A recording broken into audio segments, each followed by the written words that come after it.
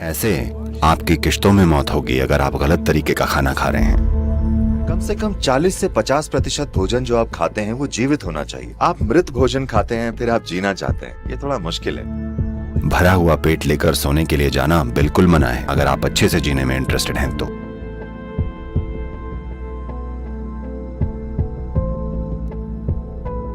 अब खाने की बात है तो भारत में कुछ हद तक ये समझ रही है, जो कि कुछ हद तक आज भी है, लेकिन दुर्भाग्य से हमारी मॉडर्न स्कूली पढ़ाई इसको पूरी तरह मिटाते जा रही है। पर इस बारे में एक संपूर्ण ज्ञान है कि दिन के किस समय पर क्या खाना सिस्टम के लिए सबसे बढ़िया है, किस मौसम में, कौन से मौसम में कौन सी चीज आपके सिस्टम में आसानी से पच जाएगी। इस तरह से विस्तार में एक पूरा का पूरा सांस्कृतिक पहलू है। बिना जरूरी संवेदनशीलता के खाना खाना, आप में न तो खाने को लेकर न ही समय को लेकर कोई संवेदनशीलता है। आप बस जो सामने आता है खा लेते हैं। आपको ऐसा करने की बहुत बड़ी कीमत चुकानी पड़ेगी, इसमें कोई संदेह ही नहीं है।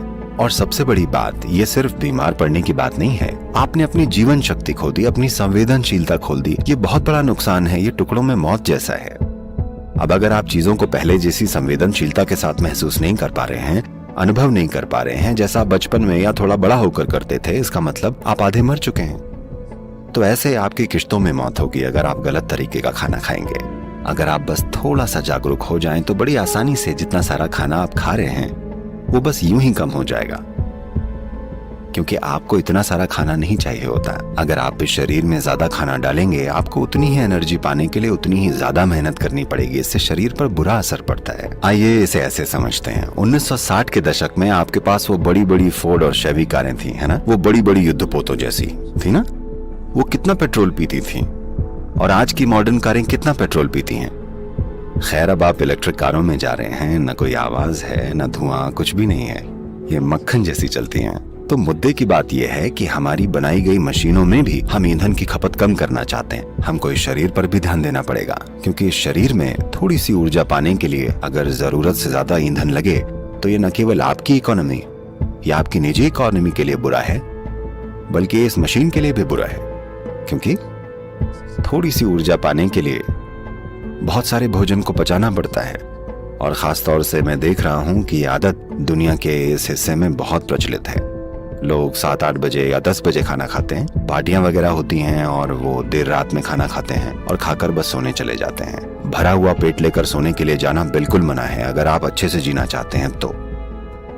अगर आप मांस और वैसा भोजन करते हैं तो उसे सोने से कम 3 से 4 घंटे पहले खाएं, ताकि पाचन पूरा हो जाए।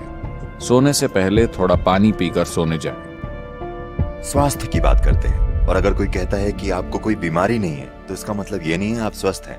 जब आप सुबह उठते हैं तो क्या आप जीवंत और ऊर्जावान महसूस करते हैं या नहीं? हेल्थ शब्द होल यानी संपूर्ण से बना है। आपके शरीर, मन और ऊर्जा में संपूर्णता होनी चाहिए। जब ये सभी चीजें आपके अस्तित्व की बुनियादी प्रकृति के तालमेल में होती हैं, तब सुबह उठने पर आपको लगता है आप बस अभी पैदा हुए हैं। अगर ऐसा होता है तो इसका मतलब है आप स्वस्थ हैं। एक सरल चीज जो आप सभी लड़कियां कर सकती हैं वो है बस अपने भोजन में 40 से 50% कच्चे भोजन को शामिल करना। मतलब वो जीवित हो, वो एक जीवित कोशिका होनी चाहिए। वो कोई सब्जी हो सकती है, कोई फल हो सकता है, कोई सूखा मेवा हो सकता है या अंकुरित मूंग हो सकता है। कम से कम 40 से 50% भोजन जो आप खाते हैं वो जीवित होना चाहिए। आप मृत भोजन खाते हैं फिर आप जीना चाहते हैं, ये थोड़ा मुश्किल है, क्योंकि अब आपको मुर्दे को जगाना है। जब आप भोजन को पकाते हैं, भोजन को पचाने के लिए सभी जरूरी चीजें सिर्फ शरीर में ही नहीं होती, भोजन में भी ये एंजाइम मौजूद होते हैं। जब आप भोजन को पकाते हैं तो आप काफी हद तक ये एंजाइम नष्ट कर देते हैं। एंजाइम के बिना खाने पर शरीर को मेहनत करनी पड़ती है वो हिस्सा बनाने के लिए जो नष्ट हो गया है, और उसके बाद ही वो पचा सकता है। आमतौर पर खाने के 1 से 1.5 घंटे तक ये शरीर की ऊर्जा को कम कर देता है। उसके बाद धीरे धीरे भरपाई होती है। क्या आपने देखा है? तो भोजन ऊर्जा के लिए है, लेकिन हम ऐसा भोजन बना रहे हैं कि वो पहले 1.5 घंटों में ऊर्जा ले लेता है, उसके बाद ही धीरे धीरे ऊर्जा देता है।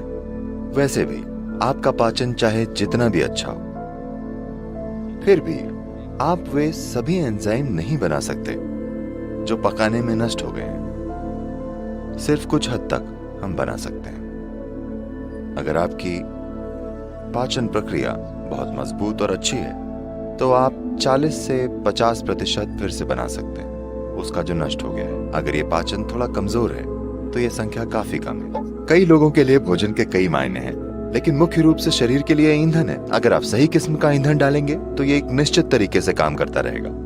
अगर आप गलत किस्म का ईंधन डालेंगे तो किसी तरह से काम चलाएगा।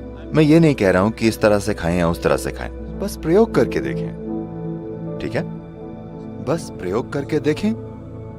आज रात अब आप जब जाएं तो पका हुआ भोजन खाने की जगह फल खाकर देखिए।